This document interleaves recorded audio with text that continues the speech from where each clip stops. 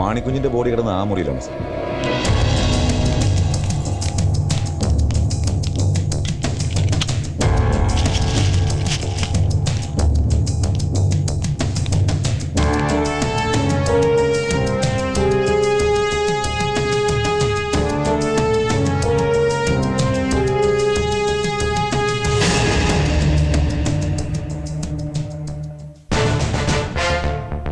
മരണപ്രാളത്തിനിടയ്ക്ക് മാണിക്കുഞ്ഞ് എഴുതിയതാവണം.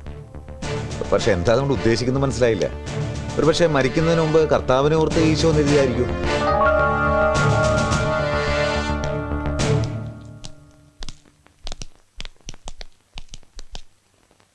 മാണിക്കുഞ്ഞിന് ഇംഗ്ലീഷൊക്കെ അറിയായിരുന്നു. പിന്നെ അയാൾ ഗ്രാജുവേറ്റ് ആണ്. ആ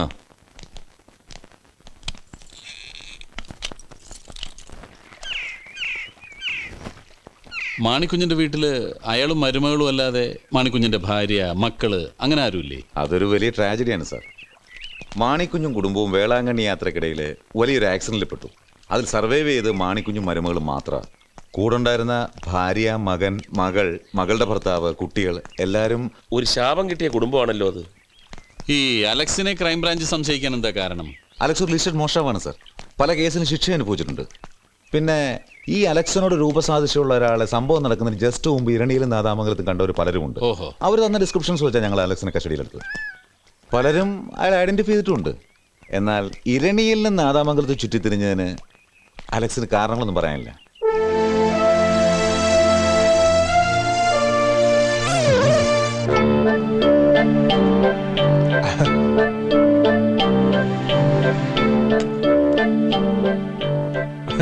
മതി സാർ, കഴിച്ചോ?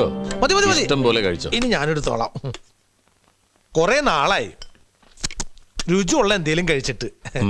സാറ് വെജിറ്റേറിയനാ? നോൺ മുമ്പ് കഴിച്ചിരുന്നു, ഇപ്പൊ ഇല്ല. Pure vegetarian? Pure vegetarian. പോലീസിൽ പ്യുവർ വെജിറ്റേറിയനോ?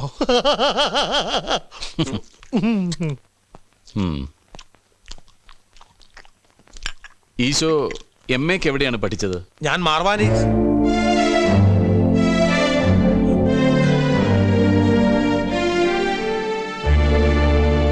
ഈശോ, ആ പേര് സാറിനെങ്ങനെ അറിയാം?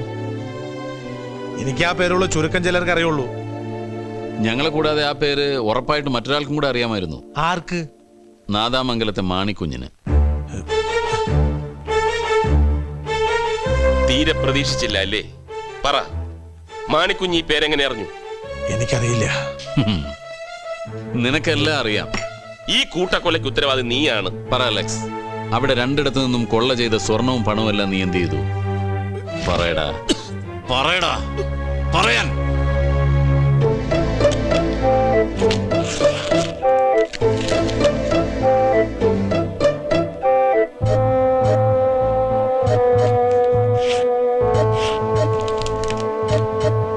തൊണ്ടി കോടതിയിൽ ഹാജരാക്കുന്നില്ലേ? നാളെ ഹാജരാക്കും സാർ. പ്രതി കുറ്റം സമ്മതിച്ചോ? ആദ്യമൊക്കെ സമ്മതിച്ചു. അങ്ങനെയാണ് ഈ കളവ് മുതൽ ഇത്രയെങ്കിലും റിക്കവർ ചെയ്യാൻ സാധിച്ചത്. പക്ഷേ റിമാൻഡ് എക്സ്റ്റെൻഡ് ചെയ്യാൻ വേണ്ടി ഹാജരാക്കിയപ്പോൾ അവന്റെ സ്വഭാവം നേരെ മാറി. പോലീസും CBIയും കൂടി എല്ലാം തന്റെ തലയിൽ കെട്ടിവെച്ചതാണെന്നും മർദ്ദനം പേടിച്ച് കുറ്റം സമ്മതിച്ചാണെന്നും കൂടി അവൻ കോടതി പറഞ്ഞു. അത് യൂഷ്വൽ അല്ലേ? ഏത് പ്രതിയാ കോടതിയിൽ കുറ്റം സമ്മതിച്ചിട്ടുള്ളത്? അവനെ ചാർജ് ചെയ്യാനുള്ള തെളിവുകളൊക്കെ ഇല്ലേ? 100%. പരിസരത്ത് അവനെ കണ്ട സാക്ഷികൾ, 2 വീട്ടിൽ നിന്നും കിട്ടിയ അവന്റെ ഫിംഗർ പ്രിന്റ്സ്, പിന്നെ കളവ് മുതൽ കണ്ടെടുത്ത എക്സെട്ര. ഇതാണ് സർ കൊല ചെയ്യാൻ ഉപയോഗിച്ച ആയുധം.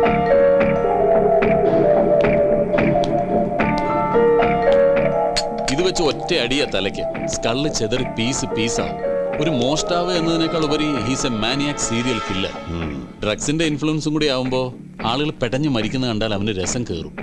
ഡോക്ടേഴ്സ് അവൻ്റേത് വളരെ പെക്യുലർ കേസാണെന്നാണ് റിപ്പോർട്ട് ചെയ്തിരിക്കുന്നത്. ചാർജ് ഷീറ്റ് നമുക്ക് നാളെ ഫയൽ ചെയ്യാം സാർ. ഓക്കെ, ശരി സാർ.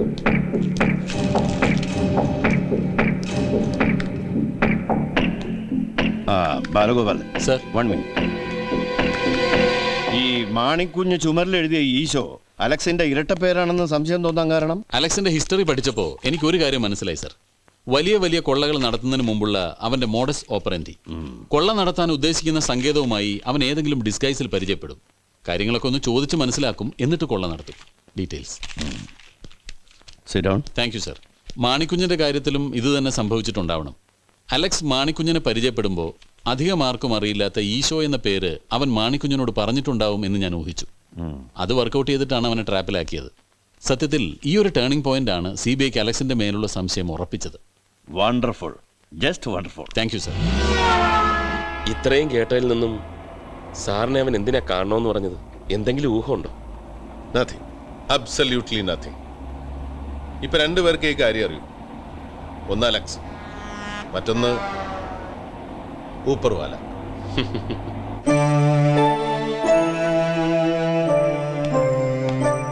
അലക്സ്,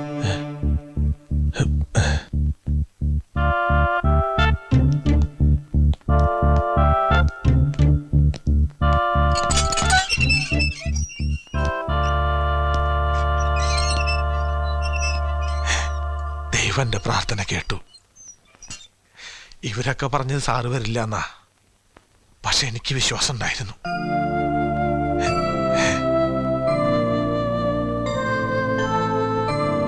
ശരി സർ.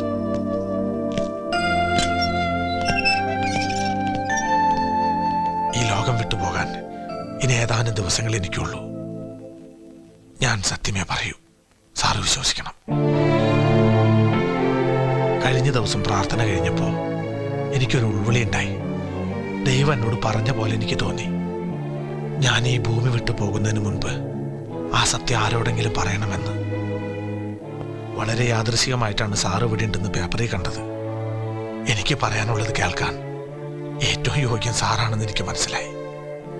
ഇരണിയിലെയും നാദാമംഗലത്തെയും കൂട്ടക്കൊല കൂടാതെ തെളിയിക്കപ്പെടാത്ത 3 കൊലകൾ കൂടി ഞാൻ ചെയ്തിട്ടുണ്ട്.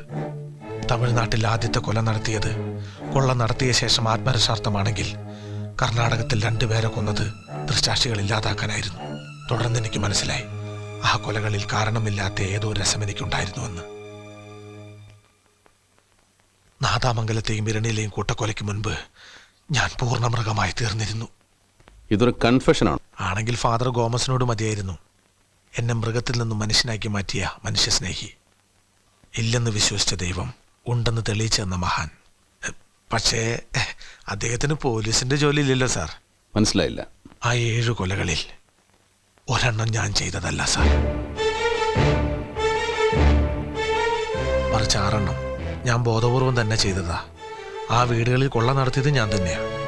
കള്ളം, പച്ചക്കള്ളം. 6 അല്ല 7 ഇവൻ തന്നെയാ ചെയ്തത്. എന്നിട്ട് ഇപ്പൊ തെറ്റിദ്ധരിപ്പിക്കാൻ വേണ്ടി. Please let him complete it. പറയൂ. ഇങ്ങനൊരു രഹസ്യമല്ല, സത്യം. ഇപ്പോൾ പറയുന്നുകൊണ്ട് യാതൊരു ദൈവോദാക്ഷിണ്യമോ ആരിൽ നിന്ന് ഞാൻ പ്രതീക്ഷിക്കുന്നില്ല. ഞാൻ ചെയ്ത കൊലകളിൽ ഒന്ന് കൂടിയാലും കുറഞ്ഞാലും ഈ ശിക്ഷയിൽ ഒരു മാറ്റവും ഉണ്ടാവില്ലെന്ന് എനിക്ക് നന്നായിട്ടറിയാം. ഞാൻ പൂർണ്ണ മനസ്സോടെ സ്വീകരിച്ച ശിക്ഷയാണിത്. എൻ്റെ ഈ മോഹം കണ്ടാലറിയില്ലേ, എനിക്കൊട്ടും പരിഭ്രമവും ഇല്ല, ഭയവും ഇല്ല. പിന്നെ ഇപ്പൊ ഇങ്ങനെ ഒരു മനമാറ്റത്തിന് എന്താ കാരണം? ഒരു കാരണം ഞാൻ ആദ്യം പറഞ്ഞത്, ദൈവം എന്നെ പ്രേരിപ്പിച്ചു വന്നത്. മറ്റൊന്ന്, 7ാമത്തെ കൊല ആര് ചെയ്തു അവർ ഇന്ന് സമൂഹത്തിൽ മാന്യരായി കഴിയുന്നുണ്ടാവണം. തങ്ങളെ തൊടാൻ ആർക്കും കഴിയില്ലെന്ന അഹങ്കാരത്തിൽ. അസത്യം പറയുന്നതിനേക്കാൾ പാപമാണ് സത്യം പറയാതിരിക്കുന്നത്. അതുകൊണ്ടാവണം ദൈവം ഈ അവസാന നേരത്ത് ഇത് പറയാൻ എന്നെ പ്രേരിപ്പിച്ചത്. ആരാണ് ഇതിൽ 7ാമത്തെ ആൾ? മാണിക്കുഞ്ഞ്, നാദാമംഗലത്തെ 2 പേരിൽ ഒരാൾ.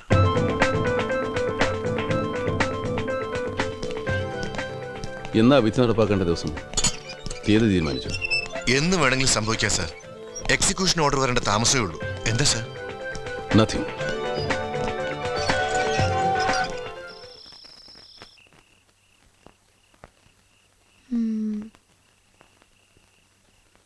CID-കൾ രണ്ടുപേരും കുറെ നേരമായി നിന്ന് തല പോയിക്കുന്നു.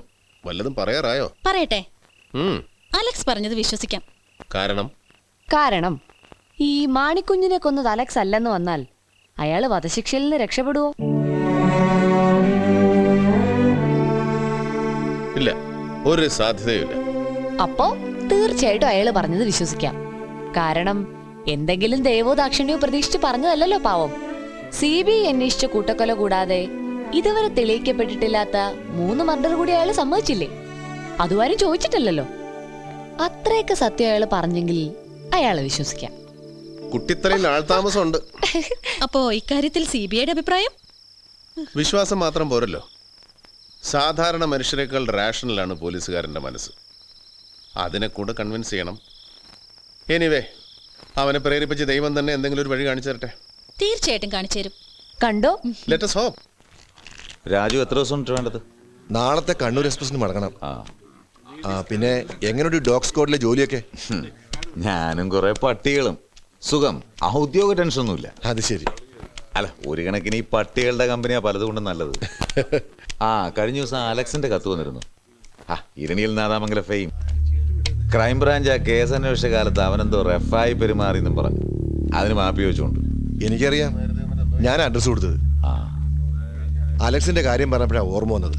കഴിഞ്ഞ ദിവസം ജയിലിൽ ഒരു അത്ഭുതം നടന്നു. CBIയിലെ സേതുരാം അയ്യർ അലക്സിനെ കാണാൻ വന്നു. അയാളിപ്പോ ഡൽഹിയിലല്ലേ? അതെ, പക്ഷെ ഇപ്പൊ ലീവിൽ നാട്ടിലുണ്ട്. സ്വാമി എന്തിനാ വന്നത്? അവരെന്താ സംസാരിച്ചേ? No idea. അവരുടെ സംസാരങ്ങളൊക്കെ രഹസ്യമായിരുന്നു. അത് കൊള്ളാമല്ലോ.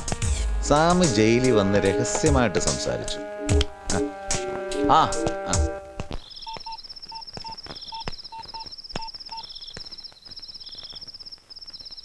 കോളാടി വർക്ക് ചെയ്യല്ലേ?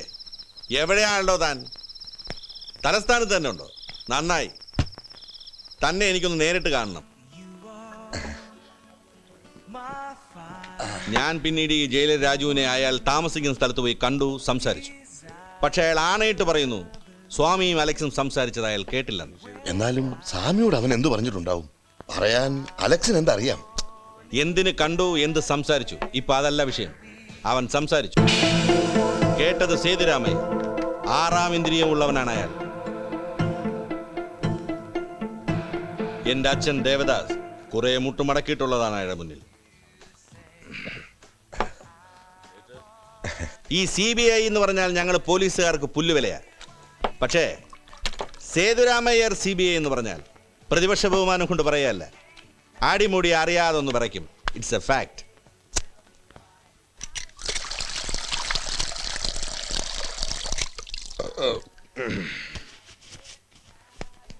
ആ 750 രൂപയായി. അവിടെ തരും. ചോദിച്ചു, പേഴ്സ് എടുക്കാൻ മറന്നു. ഇപ്രാവശ്യം സാറിനോട് വാങ്ങിച്ചോളാൻ പറഞ്ഞു. പേഴ്സ് എടുക്കാൻ മറന്നെങ്കിൽ വല്ല വാച്ചോ മോതിരോ ഊരിത്തരം പറ പണയത്തിന്. നാറി. ഇങ്ങനെ ഒരു ജന്മം, കഷ്ടം. എനിക്ക് തന്നെയല്ല പേടി, ആ ഔസേപ്പച്ചനെ. പട്ടരുടെ പേര് കേട്ടാലേ 10 ദിവസത്തെ പനിയായ. പണ്ട് കുമാരപുരത്ത് വെച്ച് സ്വാമിയെ കണ്ടപ്പോൾ തുടങ്ങിയ വിറയൽ ഇപ്പോഴും നിന്നിട്ടില്ല. എന്തുണ്ടായാലും അയാൾ വാ തുറക്കരുത്. അണ്ണാക്കി വിരൽ വിട്ട് മിണ്ടായിരുന്നോളാം പറ. ഈ അലക്സ് എന്തു പറഞ്ഞിട്ടുണ്ടാവും ആ അയ്യരോട്? സാറിന്റെ ബുദ്ധിയിൽ എന്തെങ്കിലും തോന്നുന്നുണ്ടോ? അത്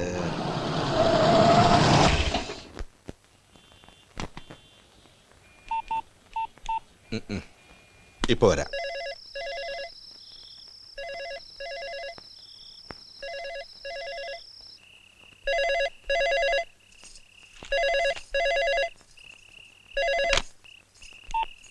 ഹലോ, അതെ, ഉണ്ടല്ലോ. കൊടുക്കാം. ഏതോ ഒരു ജേർണലിസ്റ്റാ. Hello, yes speaking. ഹലോ, ഞാനൊരു ജേർണലിസ്റ്റാണ്. ഒരു അത്യാവശ്യ കാര്യം സാറിനോട് ചോദിക്കാനുണ്ടായിരുന്നു. യെസ്, ചോദിച്ചോളൂ. താങ്കൾ ഈ അടുത്ത് കണ്ണൂർ ജയിലിൽ വധശിക്ഷയ്ക്ക് വിധിക്കപ്പെട്ട അലക്സിനെ കണ്ടിരുന്നു. എന്തായിരുന്നു സാർ കാര്യം?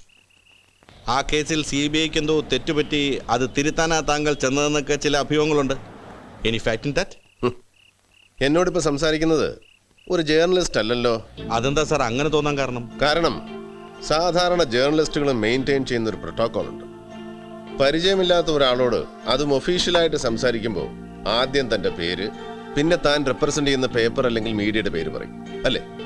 സോറി, എൻ്റെ പേര് അനിലെന്ന, ഫ്രീലാൻസറാണ്. മിസ്റ്റർ അനിലിന് ഏത് പ്രസ് ക്ലബിലാണ് മെമ്പർഷിപ്പ്?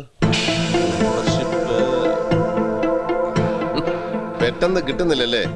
സാരമില്ല, ആലോചിച്ചിട്ട് പറഞ്ഞാൽ മതി, ഞാൻ ഹോൾഡ് ചെയ്യാം. നാശം. ഏകദേശം സാറിനുണ്ടായ പോലെ ഒരു അനുഭവം എനിക്കും ഉണ്ടായി. പക്ഷേ വിളിച്ചത് പരിചയമുള്ള ആള് തന്നെ. ആരാ അത്? കണ്ണൂർ ജയിലിലെ ജയിലർ രാജു. ഒരുപക്ഷെ സാറ് മറന്നു കാണില്ല, നമ്മുടെ പഴയ DYSP ദേവദാസ്, കുമാരപുരം ഫെയിം. അദ്ദേഹം മരിച്ചു.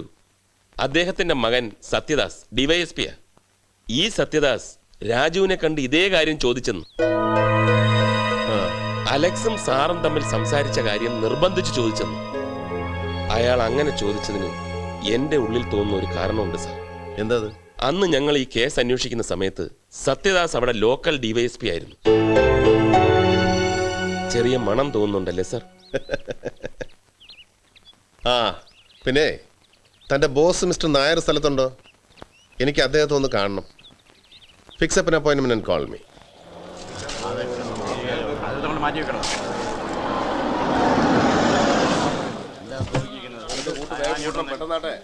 ആ ഇനി മോളോട്ട് വലിച്ചോ.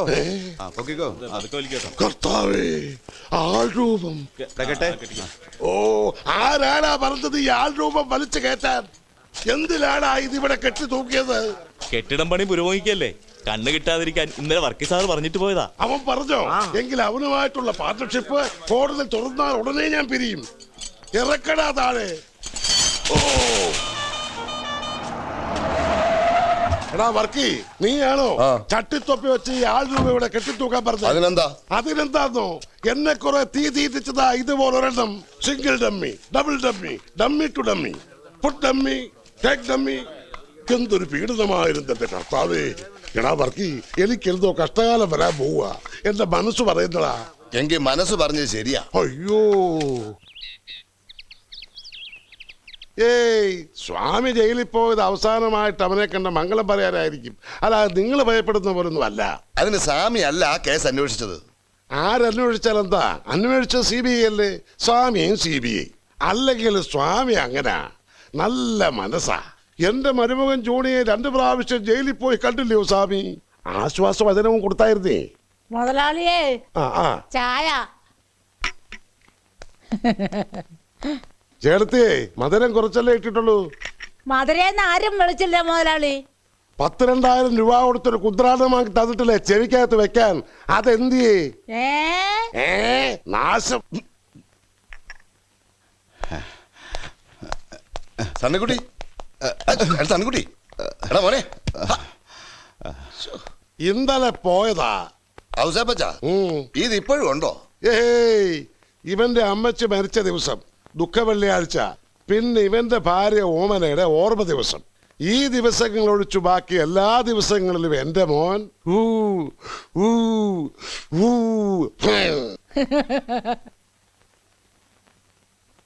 വല്ലാത്തൊരു സിറ്റുവേഷൻ ആയിപ്പോയല്ലോ മിസ്റ്റർ അയ്യർ. CBI അന്വേഷിച്ച കേസിൽ പിഴവുണ്ടാകുക. ഈ അലക്സിനെ വിശ്വസിക്കാമോ? വിശ്വസിക്കാനും കാരണങ്ങളുണ്ട്, വിശ്വസിക്കാതിരിക്കാനുണ്ട്. പക്ഷെ ഒരല്പം കൂടെ മുൻതൂക്കം വിശ്വസിക്കാനാണ്. അതൊക്കെ ഞാൻ തന്ന നോട്ട്സിലുണ്ടായിരുന്നു. വായിച്ചു. ആകെ നാണക്കേടാകുമല്ലോ. CBI അവസാനിപ്പിച്ച കേസിൽ വീണ്ടും അന്വേഷണം ഉണ്ടാകുക എന്ന് വെച്ചാൽ അതിലും വലിയ നാണക്കേടാവും സത്യം പുറത്തറിഞ്ഞാൽ. അവൻ പറഞ്ഞ ആര് വിശ്വസിക്കാനാ? അവൻ പറഞ്ഞാൽ ആരും വിശ്വസിക്കില്ല. പക്ഷെ CBIക്ക് തന്നെ എന്തെങ്കിലും സമ്മതിക്കേണ്ടി വന്നാലോ? What you mean? അതിനുള്ള ഉദാഹരണം തേടി അകലെയൊന്നും പോകണ്ട സർ. ഇവിടെ ഈ ഓഫീസിൽ തന്നെ ഉണ്ട്. ഇപ്പൊ ഇവിടെ CBI അന്വേഷിച്ചുകൊണ്ടിരിക്കുന്ന വളരെ പ്രധാനപ്പെട്ട ഒരു കേസുണ്ട്, നക്സലൈറ്റ് വർഗീസിന്റെ കേസ്. വർഷങ്ങൾക്ക് ശേഷം ഒരു സുപ്രഭാതത്തിൽ കോൺസ്റ്റബിൾ രാമേന്ദ്രൻ നായർ വന്ന് കൺഫ്യൂസ് ചെയ്യുന്നു വർഗീസിനെ കൊന്നത് ആരാണ്. അതുപോലെ മാണിക്കുഞ്ഞിന്റെ യഥാർത്ഥ കൊലപാതകം ഒരു ദിവസം വന്ന് കൺഫ്യൂസ് ചെയ്താൽ അന്നുണ്ടാകുന്ന നാണക്കേടും മാനക്കേടുമാണ് വലുത്, ഇന്ന് തെറ്റ് തിരുത്തുന്നതാണോ നല്ലത്? ദൈവമേ, എന്തൊക്കെ ശ്രദ്ധിക്കണം ഈ കാലത്ത്. ഇനിയിപ്പോ ഇതൊന്നും ഇല്ലെങ്കിലും തെറ്റ് സംഭവിച്ചിട്ടുണ്ടെങ്കിൽ അത് തിരുത്തേണ്ട ധാർമ്മികത നമുക്കില്ലേ? അതിനൊരു നാണക്കേടും തടസ്സമാകരുത്. Yes, I agree 100%. വർഷങ്ങൾ കഴിഞ്ഞ സംഭവം എവിടെ തുടങ്ങും, എങ്ങനെ അവസാനിപ്പിക്കും? A difficult agenda. അവസാനം സത്യം പുറത്തു കൊണ്ടുവരാൻ കഴിഞ്ഞില്ലെങ്കിൽ അങ്ങനെ ഒരു ഗസ്റ്റിലൊന്നും ആരംഭിക്കാൻ കഴിയില്ല sir. I always think positive. പലതുകൊണ്ടും വളരെ അപൂർവമായ ഒരു കേസാണ്. സാധാരണ സത്യത്തെ നമ്മളാണ് തേടുന്നത്, മറിച്ച് ഈ കേസിൽ സത്യം നമ്മളെയാണ് തേടുന്നത്. അങ്ങനെ വിശ്വസിക്കാനേ തരവുള്ളൂ. കാരണം ഈ കേസിൽ പരാതിക്കാരൻ ഈശ്വരൻ.